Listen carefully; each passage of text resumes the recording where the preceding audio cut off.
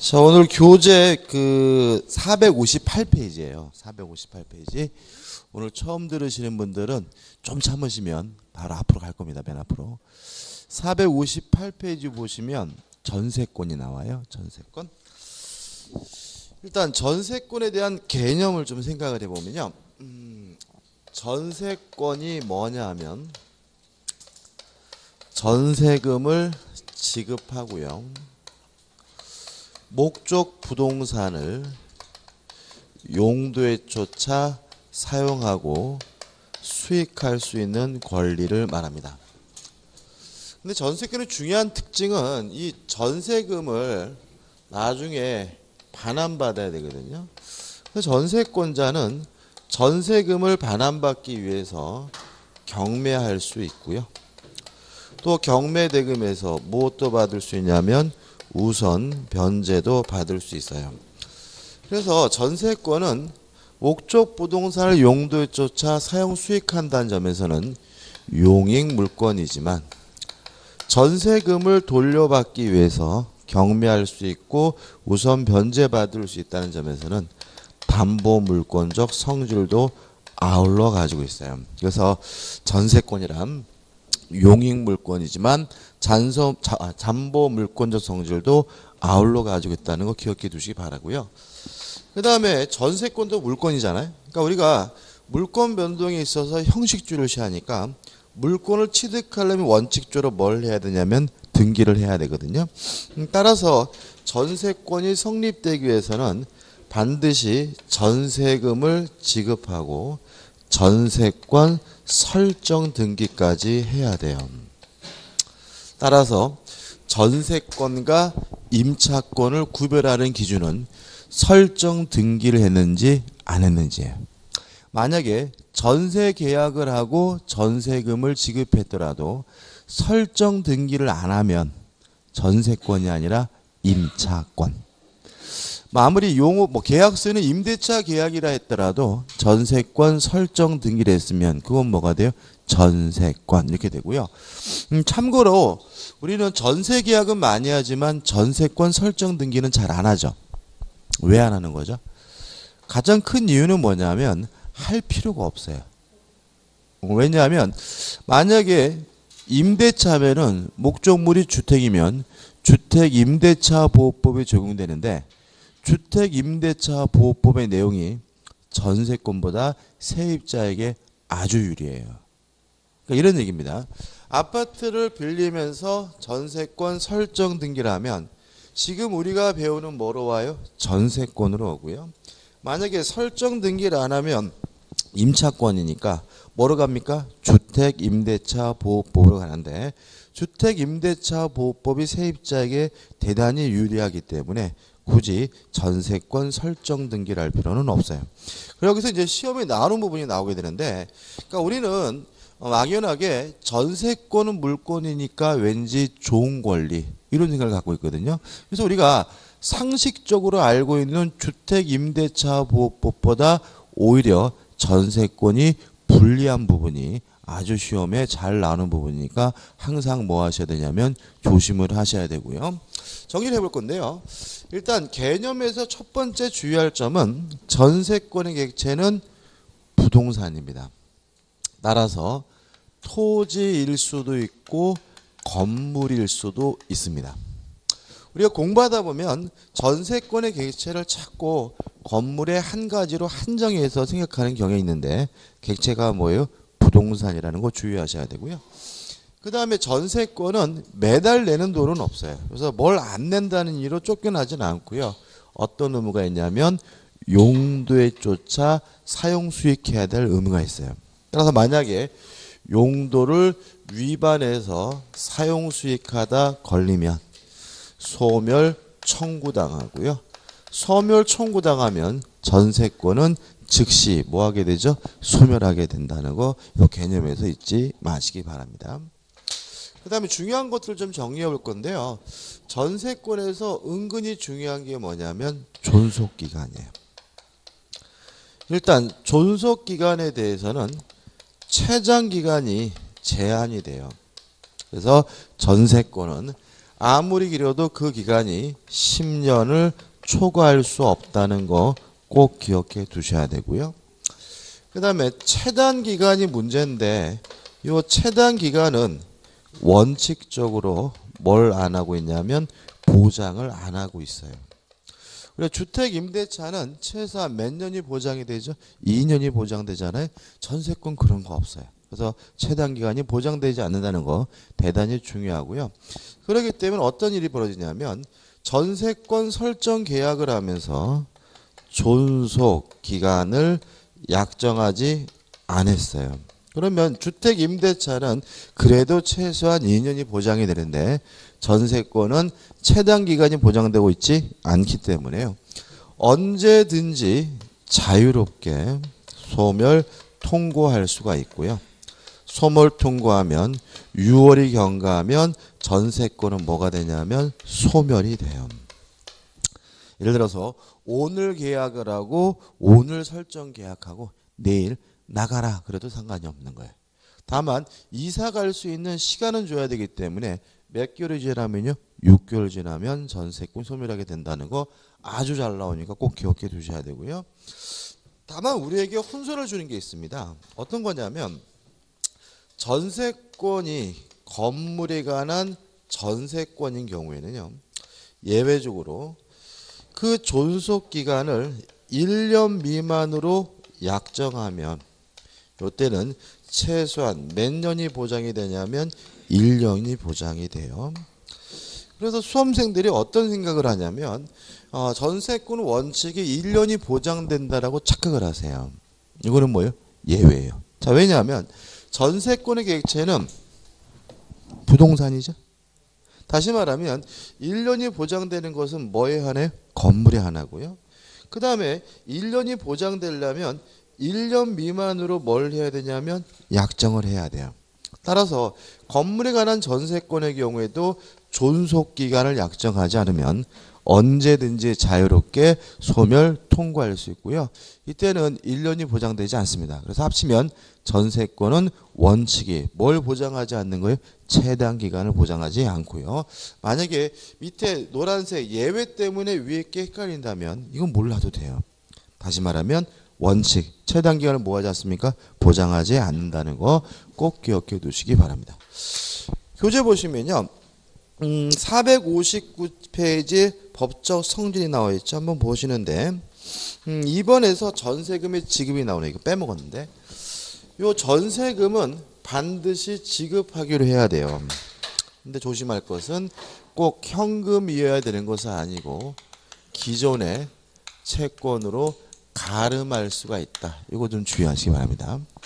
자, 이런 얘기죠. 제가 친구한테 1억을 빌려줬는데 안 갚아요. 그래서 야 임마 네 집에다가 전세권 설정 등기 좀 해줘. 요구하는 거 가능하다는 거예요. 그러면 저는 그 친구한테 실제로 또다시 뭘 안 줘요? 전세금을 안 주고요. 기존의 채권으로 전세금을 뭐 하겠어요? 대신하겠죠. 그게 뭐죠? 가능하다는 게 판례 입장이니까 주의하시고. 그 다음에 임차권과의 비교는 나중에 정리할 때 쓰시기 바라고요. 넘겨보시면 전세권에 취득해가지고 설정 계약과 설정 등기를 해야지만 취득할 수 있다는 말이 나오고요. 존속기간 해가지고 제가 지금 설명드린 이런 내용이 나와 있으니까 꼭 뭐 하셔야 돼요? 기억해 두셔야 되고요. 우측에 보신 5번 전세권에 소력해가지고 1번 사용 수익권이고 2번 전세권 효력이 미치는 범위에서 건물 전세권은 토지에 대한 지상권 임차권에도 그 효력이 미친다는 말이 나와 있고요. 넘겨보시면 4번 법정지상권이 나오는데 법정지상권 중에서 가장 중요한 문제는 아니고요. 그 다음에 중요한 게 나오는데 3번 전세권자는 유지하고 수선할 의무가 있습니다. 462페이지. 462페이지. 자, 이게 조심할 점인데 임차권은 물권이 아니라 채권이에요. 따라서 임대인은 적극적으로 임차인이 사용할 수 있게 해주고 수익할 수 있게 해줘야 돼요. 따라서 임대 목적물이 고장나면 임대인은 고쳐줘야 돼요. 근데 전세권의 공유는 물권이고 직접 지배권이기 때문에요. 스스로 알아서 사용 수익해야 돼요. 따라서 고장난 것이 있다면 전세권자는 스스로 알아서 어떻게 해요? 고쳐야 돼요. 다시 말하면 전세권자는 스스로 유지하고 수선할 의무가 있고요. 따라서 임차인과 달리 전세권자는 필요비 상한을 청구할 수 없다는 거 기억해 두셔야 되고요. 4번 점유권, 물권적 충고권 인정되고 상린관계에 관한 민법 규정이 적용된다는 말이 했는데 큰 의미는 없고 5번 전세금 증감 청구권이 나오는데요. 주의하실 것은 뭐냐면 전세금의 증액의 경우에는 20분의 1을 초과하지 못해요. 5% 주택임대차하고 똑같습니다. 또 한 번 올렸으면 1년 이내는 또 하지 못해요. 근데 이 의미에 대해서 우리 판례는 어떻게 이해하고 있냐면 계약 기간 중 일방적으로 증액하는 경우에만 20분의 1을 초과할 수가 없고요. 한 번 올렸으면 1년 이내 또 하지 못한다. 1년에 한 번씩만 할 수가 있어요. 다시 말하면 계약 기간 중 증액하는 경우에만 제한돼요. 만약에 계약이 종료가 돼서 재계약하는 경우에는 무제한이에요. 임대차도 마찬가지입니다. 예를 들어 가지고 제가 저는 집이 분당인데 분당에 판교라는 동네가 있어요. 판교라는 동네가 있는데 작년 봄에 전세금이 50% 막 이렇게 올렸어요. 그러니까 전세금이 2억인데 그 다음에 작년 봄에 3억, 1억을 올리고 막 이런 일이 벌어졌어요. 그러면 지금 몇 프로 올렸어요? 50%. 그게 가능하냐 이거죠. 그죠? 가능하다. 왜냐하면 20분의 1을 초과하지 못하는 것은 계약 기간 중 증액하는 경우만 제한이에요. 따라서 계약이 종료가 되고 재계약하는 경우에는 아무런 제한이 없는 거예요.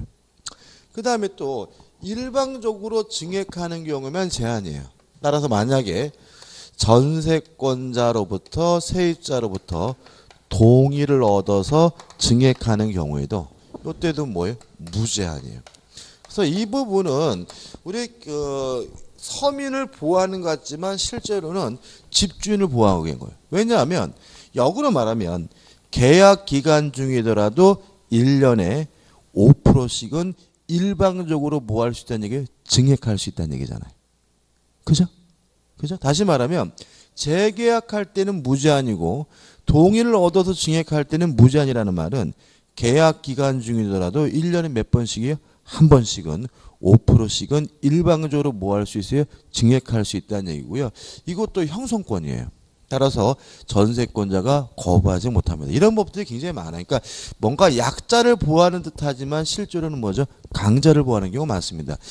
시험하고 상관이 없지만 상가 건물 임대차는 9%예요. 그래서 서울의 뭐 홍대 입구, 뭐 가로수길 이렇게 장사 잘 되는 데는 1년에 한 번씩 매번 9%씩 올려요. 그러면 세입자들이 뭐 하지 못해요? 거부를 못해요.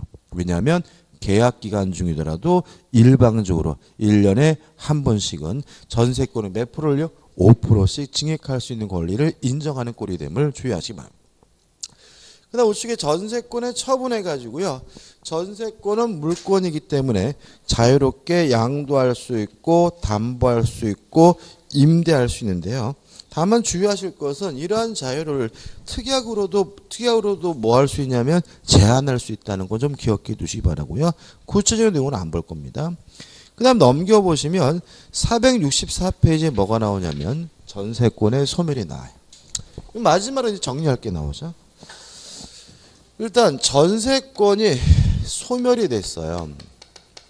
소멸이 되면 당연히 원상복구해야 되는 것이 원칙이에요. 이 원칙이죠. 근데 만약에 전세권자가 부속시킨 물건이 있었어요. 부속시킨 물건.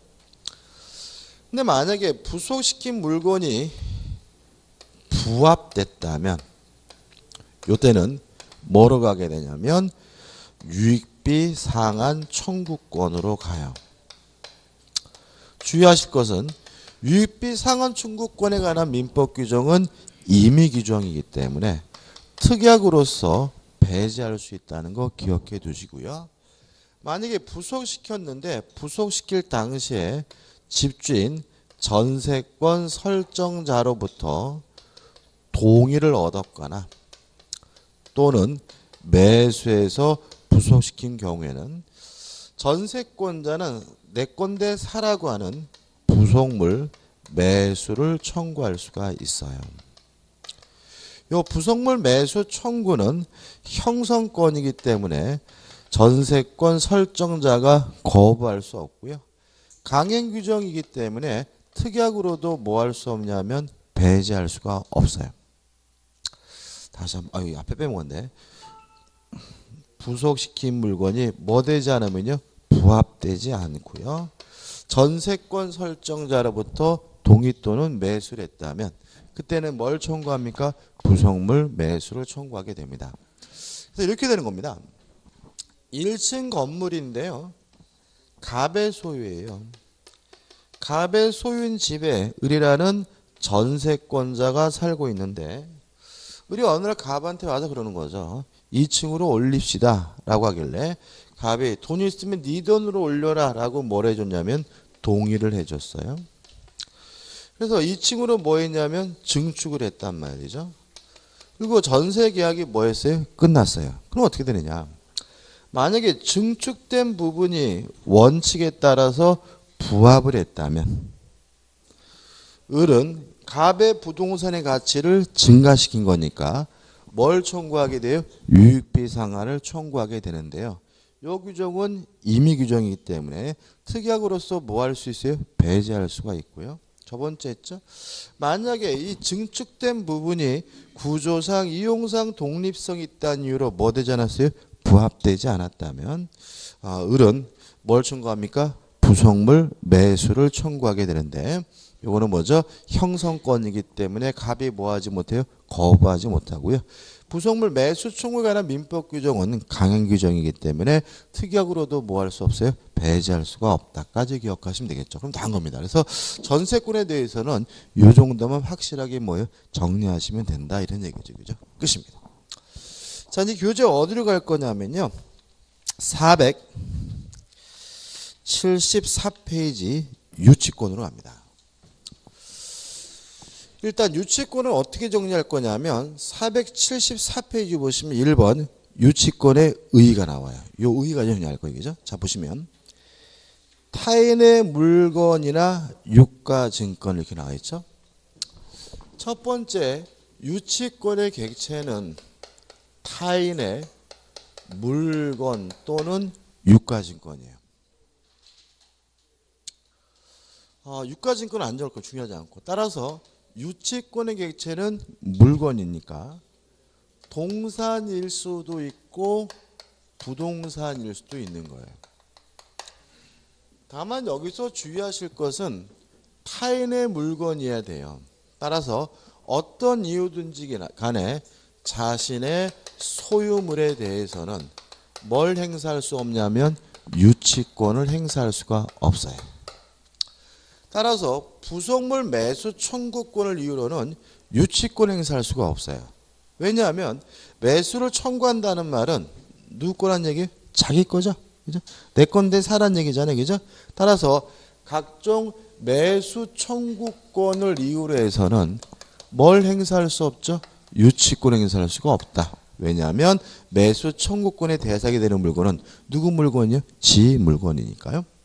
계속 보시면 물건 또는 유가증권을 점유한 자가 유치권은 반드시 이 물건을 뭐 하고 있어야 되냐면 점유를 하고 있어야 돼요.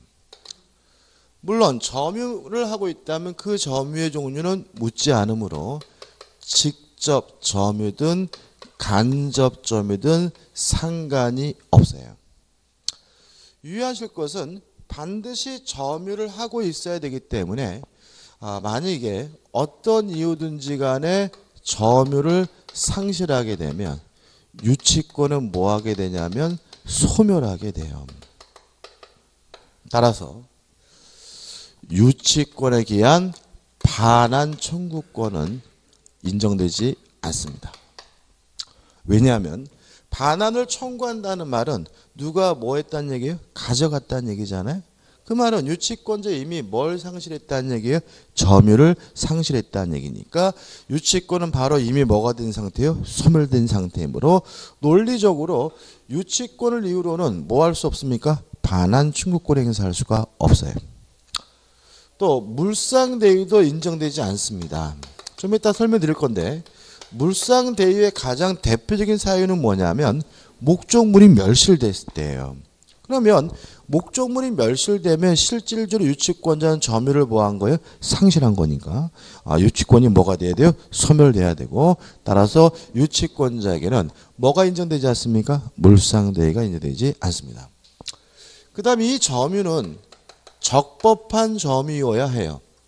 따라서 위법한 점유인 경우에는 유치권을 행사하지 못한다는 거 하나 주의하시면 되겠죠. 그다음 계속 보시면 점유한 자가 그 물건이나 유가증권에 관하여 생긴 채권이에요. 자, 어떤 채권이냐면 그 물건에 관하여 생긴 채권이어야 돼요. 관하여 생긴 채권. 교재 본문에는 결련관계라는 말이 나와 있는데 아무튼 어떤 채권이어야 됩니까? 그 물건에 관하여 생긴 채권이어야 됩니다. 원래 이 뜻은 이런 겁니다. 제가 길을 가는데 어떤 개새끼가 저를 물었어요. 그러면 저는 개 주인에게 손해배상 채권이 있으니까 그 손해배상 채권을 담보하기 위해서 그 개를 뭐 할 수 있어요? 유치할 수 있겠죠? 집에 끌고 올 수 있는 거예요. 개를. 개가 물었다 그래서 그 집에 있는 자동차를 유치할 수는 없는 거예요. 개가 물었으면 뭘 유치해야 돼요? 개를 유치해야 되는 거죠. 다시 말하면 채권이 어디로부터 발생하고 있어야 돼요? 그 물건으로부터 발생하고 있어야 된다는 얘기죠. 따라서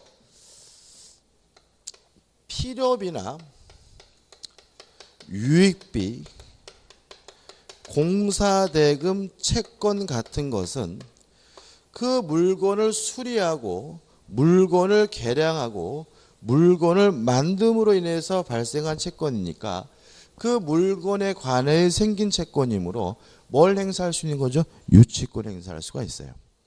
이에 반해서 임차 보증금이나 또는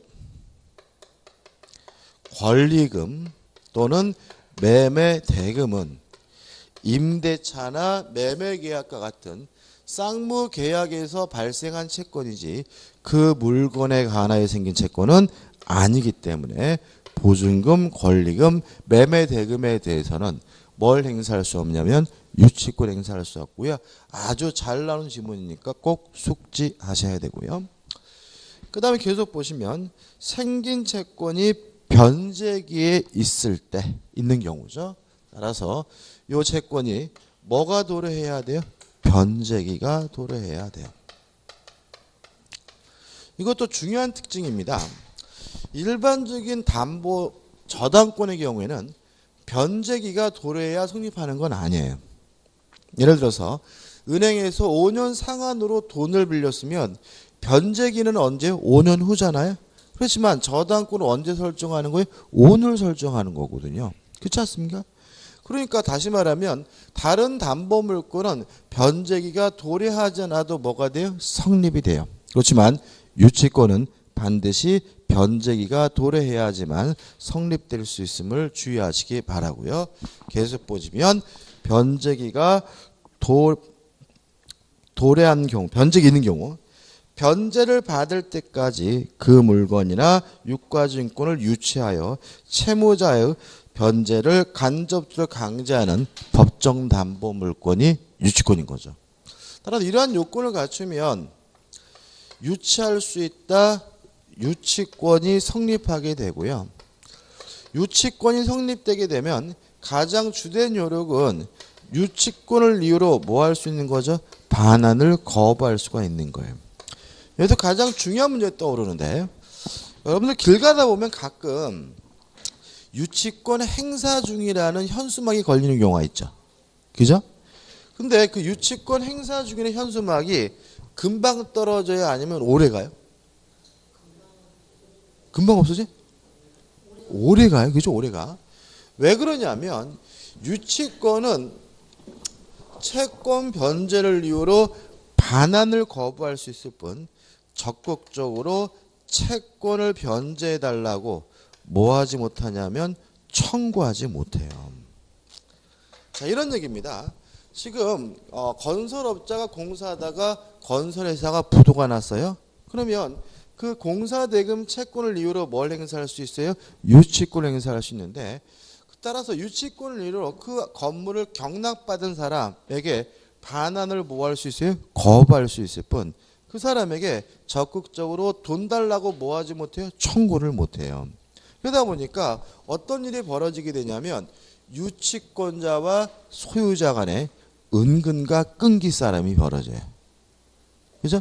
만약에 적극적으로 돈 달라고 요구할 수 있으면 돈 달라고 내용 증명 보내고 안 주면 어떻게 하면 돼요? 강제 집행하면 되잖아요. 일반 재산으로. 그죠? 근데 유치권자는 오로지 뭐만 할 수 있을 뿐이에요?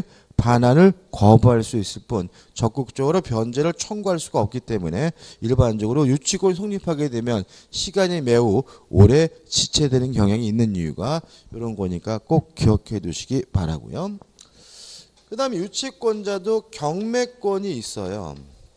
그렇지만 우선 변제권은 없다는 거 하나 좀 따로 기억해 두시기 바라고요. 그 다음 유치권자 과실을 수취할 수 있느냐 문제에 대해서 좀 애매한 부분이 있긴 하지만 과실 취취권은 있다라고 기억해 두시면 됩니다. 이 정도만 정리하시면 유치권에 관한 문제를 충분히 풀 수 있어요. 그죠? 여기까지만 정리할 겁니다. 그죠? 교재 내용 한번 좀 꼼꼼히 좀 읽어보시기 바라고요. 정리하는 의미에서 문제를 한번 풀어볼게요. 481페이지 오시면 기본 예제 가지고 2015년도 문제가 나와 있는데 너무 쉬워요. 보시면 481페이지입니다. 민법상 유치권에 관한 설명으로 옳지 않은 것은 1번 유치권의 발생을 배제하는 특약으로 하면 유치권은 성립하지 않는다. 5. 물론 뭐죠? 맞는 질문이에요. 2번 피담보 채권이 변제기에 있지 않으면 유치권은 성립하지 않는다. 5. 반드시 뭐가 돼야 돼요? 변제기에 도래해야 돼요. 3번 타인의 부동산뿐만 아니라 동산도 유치권의 객체가 될 수 있다. 5. 왜? 유치권의 객체는 물건이고 동산일 수도 있고 뭐예요? 부동산일 수 있죠. 4번 불법 행위로 취득한 점유에 기해서는 유치권이 성립하지 않는다. 5. 유치권자는 반드시 점유해야 되는데 그 점유는 어떤 점이 돼요? 적법한 점유해야 되므로 이것도 뭐죠? X죠. 5번이 답입니다. 자, 우리가 점유권에서 필요비 유익비를 배웠거든요. 근데 이익이 현존하는 경우에 청구할 수 있는 것은 필요비가 아니라 뭐예요? 유익비예요.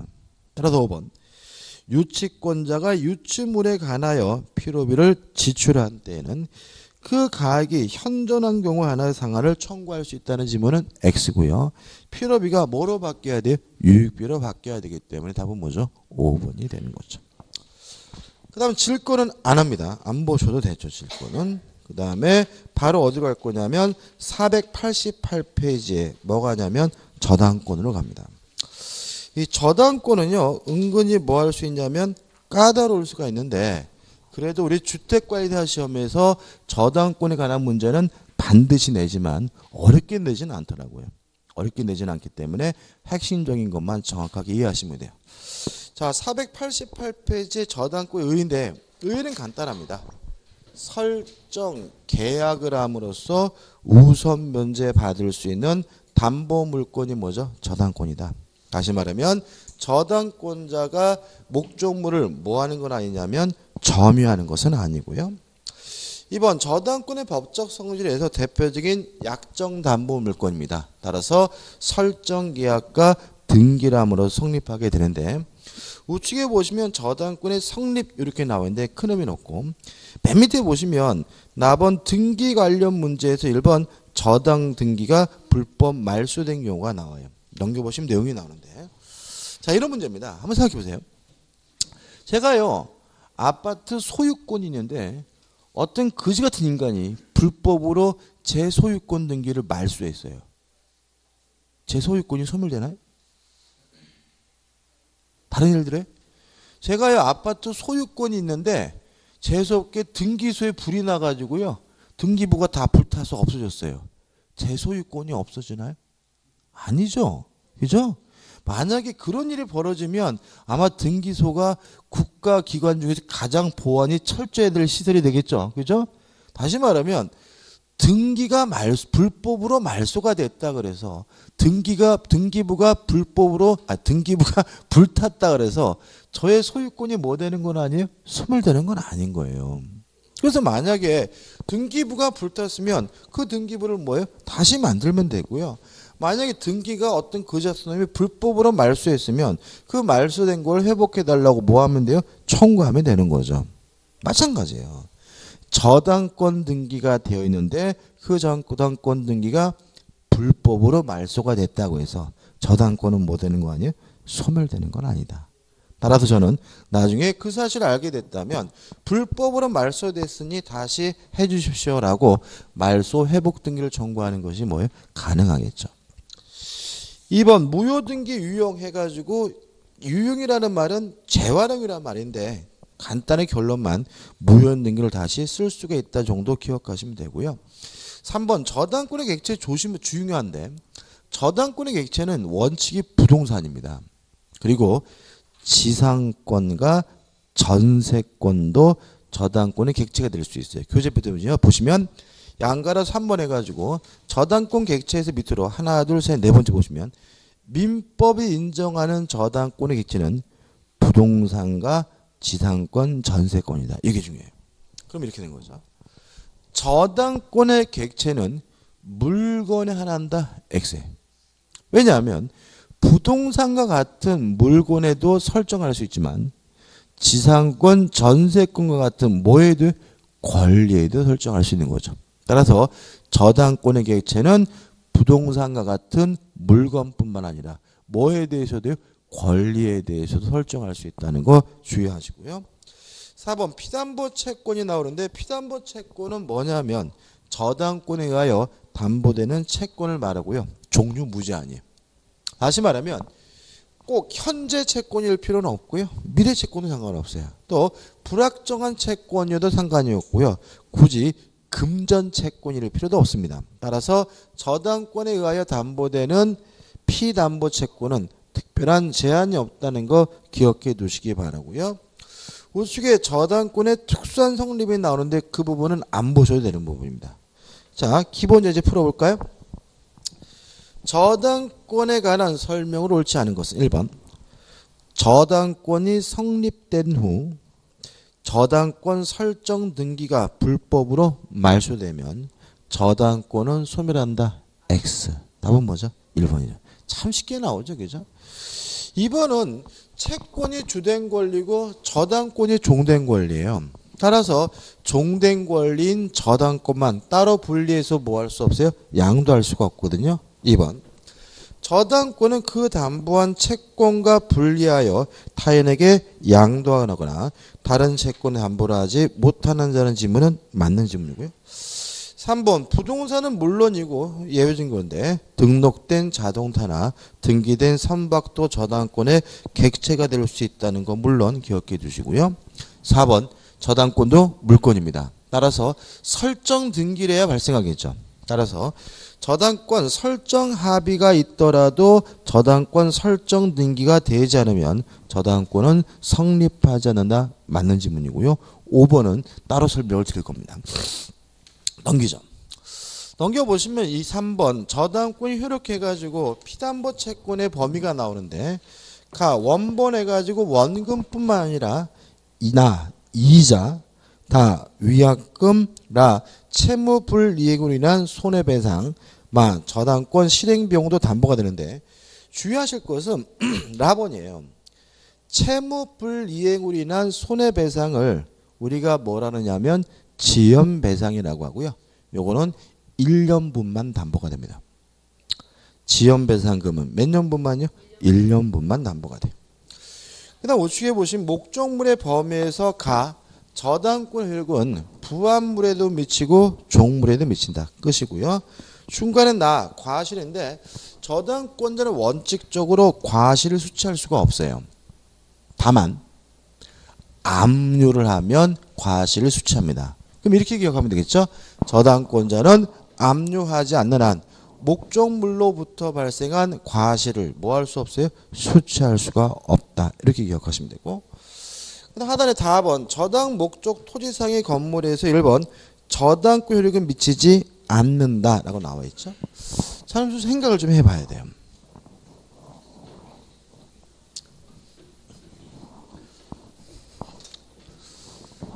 자, 땅이 갑의 것이고요.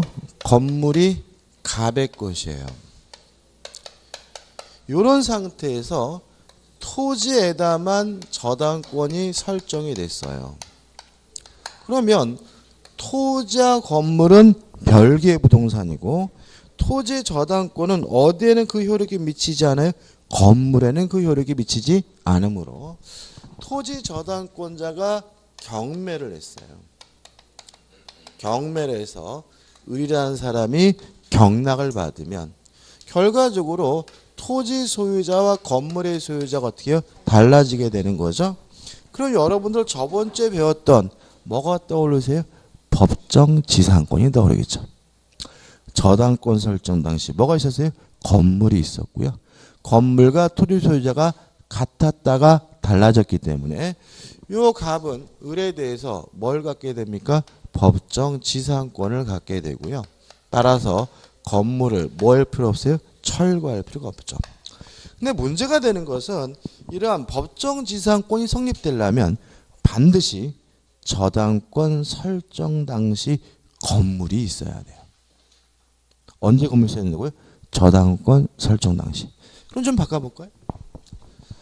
나대진 상태에서 갑이 자신의 토지에다가 저당권을 설정했고요.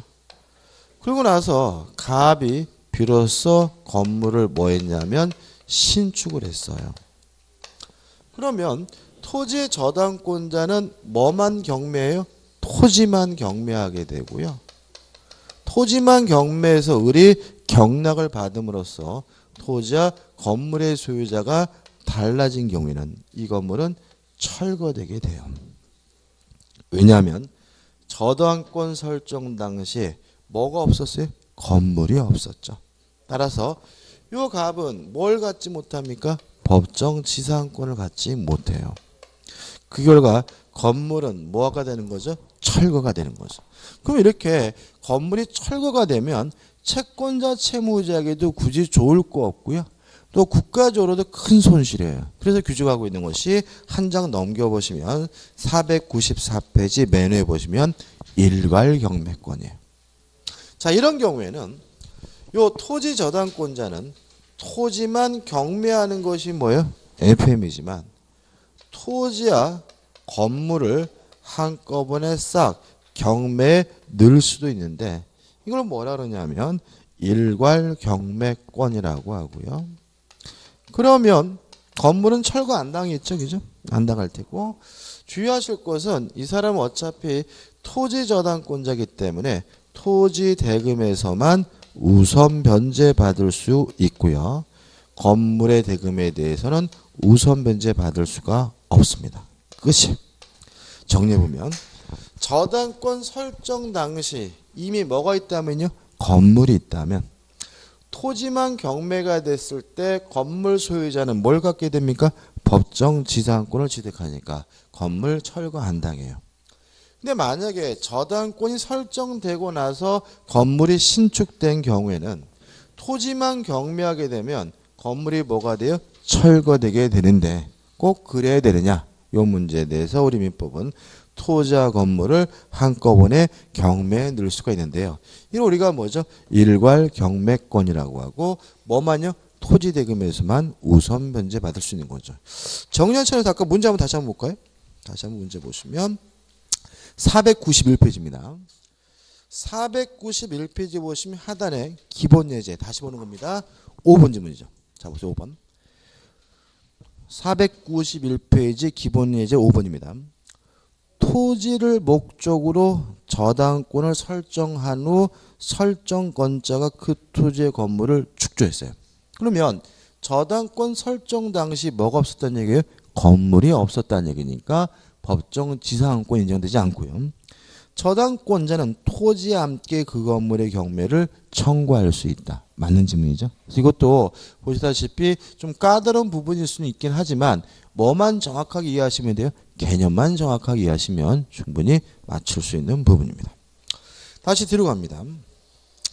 자, 494페이지 오시면 중간에 2번 해가지고 저당권자의 채권을 변제받는 방법 해가지고 어디까지 나오게 되냐면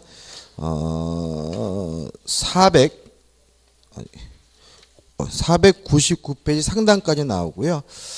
실제로 우리가 방금 일괄 경매 청구권을 했기 때문에 특별히 설명드릴 건 없어요. 그죠? 자, 이걸 한꺼번에 정리할 건데 지금 제가 뭘 말씀을 드릴 거냐면 경매에 대해서 말씀을 드릴 거예요. 경매에 대해서.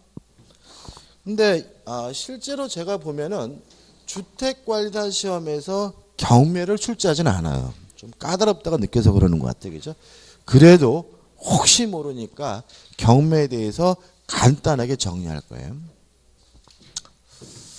일단 경매가 됐을 때 우리가 수험적으로 알아야 될 사항이 뭐냐면 경매가 됐을 때 목적물에 있는 권리들의 소멸 여부를 판단할 줄 알아야 돼요. 소멸 여부를 판단하는 기준은 세 가지입니다. 첫째, 모든 저당권은 무조건 소멸합니다. 경매가 되면 경매 목적물에 있는 모든 저당권은 우선 순위와 상관없이요. 또 돈을 받았는지 상관없이 어떻게 해요? 무조건 소멸하게 돼요. 두 번째, 용의권의 소멸입니다. 특히 우리는 용의물권이겠죠. 용의권의 소멸 여부는 누구하고 비교하냐면 최우선순위 저당권과 비교를 해서 판단하게 돼요. 그래서 저당권자 중 가장 빠른 최우선순위 저당권과 비교해 가지고요. 선순위라면 원칙적으로 요 용의권은 소멸되지 않고요. 후순위라면 용의권은 무조건 뭐가 되냐면 소멸되게 돼요. 그 다음에 세 번째로 방금 배운 유치권은 경매가 되더라도 뭐 되지 않냐면 소멸되지 않아요. 그 세 가지입니다. 첫째, 모든 저당권은 어떻게 해요? 무조건 소멸한다. 용의권이 소멸되는지 여부는 누가 하고요? 최우선순위 저당권과 비교하고요. 유치권은 뭐 되지 않습니까? 소멸되지 않습니다. 요거 가지고 판단해 봤더니 권리가 소멸이 안 되는 경우도 있을 거고요. 소멸이 되는 경우도 있을 텐데 소멸이 안 되는 권리는 배당을 못 받습니다. 소멸되는 권리만 뭘 받을 수 있냐면 배당을 받을 수가 있어요. 이것도 중요해요. 자, 경매가 됐을 때 소멸되는 권리만 뭘 받습니까? 배당을 받습니다. 그럼 배당을 받는데 배당 순위는 어떻게 되느냐? 요 문제에 대해서 쉽게 말씀드리면 우선 변제권이 있는 권리들에게 뭐가 주어지냐면 배당 순위가 주어져요. 다시 말하면 우선 변제권이라는 것은 우열에 따라서 순서에 따라서 변제받는다는 말이니까 쉽게 말하면 배당 순위가 주어진다는 말이에요. 전세권 우선 변제권이 있어요. 따라서 배당 순위가 주어지고요. 저당권도 뭐가 있어요? 우선 변제권이 있어요. 배당 순위가 주어집니다. 이에 반해서 지상권이나 지역권은 우선 변제권이 없어요. 그 말은 지상권, 지역권에게는 뭐가 주어지지 않습니까? 배당 순위가 주어지지 않고요. 근데 아까 제가 유치권 하면서 유치권은 경매할 수 있지만 우선 변제권이 없다 그랬어요. 그죠? 자, 왜 그러냐면 소멸되는 권리만 뭘 받을 수 있어요? 배당을 받을 수 있는데 배당 순위가 주어지는데 유치권은 경매가 되더라도 뭐 되지 않아요? 소멸되진 않으니까 유치권자에게는 배당 순위가 주어지지 않는다. 우선 변제권이 없다는 취지가 되는 거죠. 이걸 가지고요. 두 가지 예만 좀 연습할게요. 두 가지 예만. 자, 경매가 들어가는 건물에 등기부 등본을 떼봤는데요. 1번에서 갑 앞으로 저당권이 설정이 되어 있어요. 2번에서 을 앞으로 전세권이 설정되어 있고 3번 해가지고 병 앞으로 저당권이 설정이 되어 있네요. 누가 경매를 신청했는지를 봤더니 병 저당권자가 경매를 신청했어요. 이게 제일 잘 나와요. 이게 나온다면. 그럼 먼저 우리가 권리의 소멸 여부를 판단해 봐야 되는데, 첫째, 모든 저당권은 어떻게 해요? 무조건 소멸해요. 따라서 갑 소멸하고 병 소멸합니다.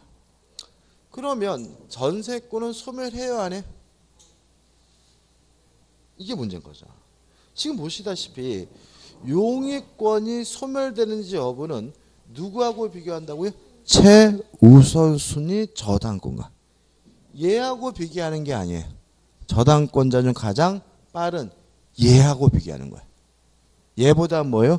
후순위죠. 따라서 무조건 뭐가 돼요? 소멸이 됩니다. 무조건. 그 다음에 다 소멸됐으니까 뭘 받을 수 있어요? 배당을 받을 수 있는데, 저당권도 우선 변제권이 있고 전세권도 뭐가 있어요? 우선 변제권이 있으니까 등기된 순서에 따라서 배당이 결정이 돼요. 따라서 갑이 1순위고 을이 2순위고 병이 뭐죠? 3순위가 됩니다. 이해하셔야 되고요. 그 다음 두 번째입니다. 자, 다른 건물의 등기부 등본을 떼봤더니요. 1번 해가지고 갑 앞으로 전세권이 설정이 되어 있어요. 2번에서 을 앞으로 저당권이 설정이 되어 있고요.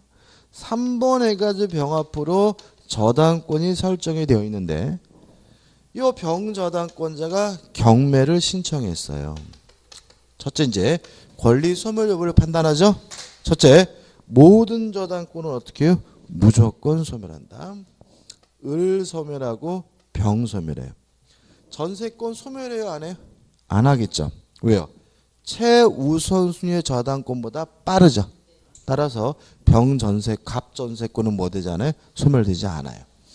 이제 배당을 받는데 1순위로 배당받는 사람이 누군가요? 누가 1순위예요? 배당받는 순위가? 예, 을이 1순위, 병이 2순위입니다. 다시 말하면 소멸되는 권리만 뭘 받아요? 배당을 받아요. 소멸이 안 되면 뭘 못 받아요? 배당을 못 받아요. 그럼 이 사람은 어떻게 되냐면 나중에 전세금을 경락인으로부터 반환받게 되는 거예요. 이게 왜 시험에 가끔 나오냐면 가장 경매 기본인 거죠. 예를 들어서 이 건물이 각각 5억짜리예요. 얼마짜리요? 5억. 근데 전세금이 예를 들어서 2억이 있어요. 그러면 1번 같은 경우는 다 소멸되죠. 그죠? 그 말은 경락인은 깨끗한 건물의 소유권을 갖게 된다는 얘기니까 경락받기 위해서 5억을 다 써야 돼요. 그죠? 근데 2번 같은 경우는 5억 다 쓰면 큰일 나요. 얘가 소멸되지 않는다는 말은 얘는 배당받지 않고 누구한테 돈을 받을 예정이에요? 경락인한테. 따라서 얘는 2억을 누구한테요? 저한테 받을 거거든요. 그래서 2번 같은 경우는 얼마만 써야 돼요? 3억만 써야 되는 거예요. 무슨 말 아시겠습니까? 이 부분에 대한 이해가 별거 아니거든요.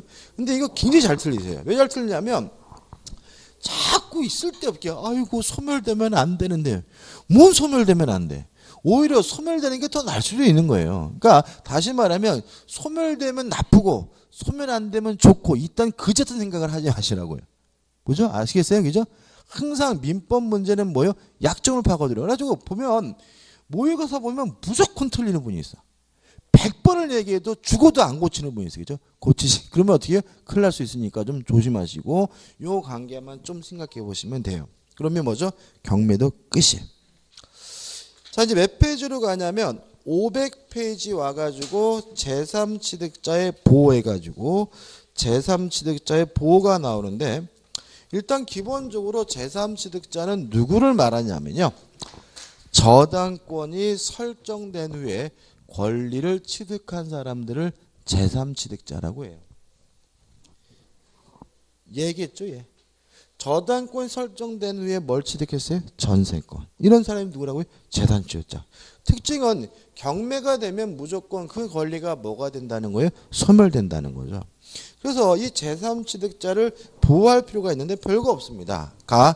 제3취득자는 채무를 스스로 변제하고 저당권의 소멸을 뭐 할 수 있어요? 청구할 수 있고요. 경매인인데 이 매자가 팔매자가 아니라 살매자예요. 그래서 경락을 받을 수가 있어요. 만약에 제3취득자가 돈을 갚거나 경락을 받는다면 안 쫓겨나겠죠? 근데 만약에 돈을 갚지도 못하고 경락도 못 받았다면 결과적으로 쫓겨나게 되는데 이때는 필요비나 유익비에 대해서 우선 상환받을 수 있다는 거 기억해 두시면 합니다. 정리해 볼게요. 저당권이 설정된 후에 권리를 취득한 사람을 우리가 뭐죠? 제3취득자라고 하는데 채무를 변제하고 저당권의 말소를 청구할 수 있고요. 아니면 그 목적물에 대한 경락을 받을 수도 있고요. 아니면 필요비 유익비에 대해서 뭘 받을 수 있습니까? 우선 상환을 받을 수가 있어요. 다음 4번 저당권 침해에 대한 구제에서 구제 방법이 나오는데 저당권도 물권이기 때문에 물권적 충구권이 인정이 돼요. 주의하실 것은 반환 충구권은 없다. 뭐는 없다고요? 반환 충구권. 왜요? 저당권자는 스스로 뭐하지 못하는 권리예요? 점유하지 못하는 권리니까요. 그럼 우리가 물권부터 다 끝났는데 반환 충구권이 없는 물권이 총 3가지예요. 지역권, 유치권, 저당권. 꼭 기억해 두세요. 지역권 왜 반환 충구권이 없었죠? 스스로 점유하지 않는 권리니까. 저당권도 왜 반환 충구권이 없어요? 스스로 점유하지 못하는 권리니까. 유치권은 왜 반환 충구권이 없습니까? 점유를 상실한 무조건 뭐가 돼야 돼요? 소멸돼야 되니까. 그래서 반환 충구권이 없는 물권, 지역권, 저당권, 유치권 꼭 기억해 두시고요.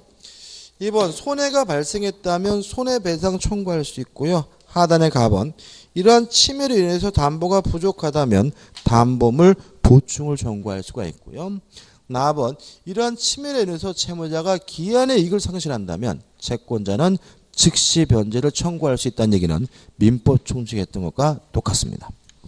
그냥 넘겨보시면 저당권의 처분과 소멸 나와 있는데 뭐 읽을 필요도 없습니다. 이건 아까 말씀드린 것처럼 저당권은 주된 권리가 아니라 뭐예요? 종된 권리이기 때문에 채권과 분리해서 저당권만 따로 양도할 수는 없다는 거 기억해 두시기 바라고요. 우측에 특수저당권에서 근저당이 나오고 공동저당이 나오는데 어차피 저당권에서도 한 문제를 내기 때문에 특수저당까지는 내지는 않더라고요. 특수저당은 보실 필요가 없습니다. 좀 쉬었다가요. 채권법으로 들어가도록 하겠습니다.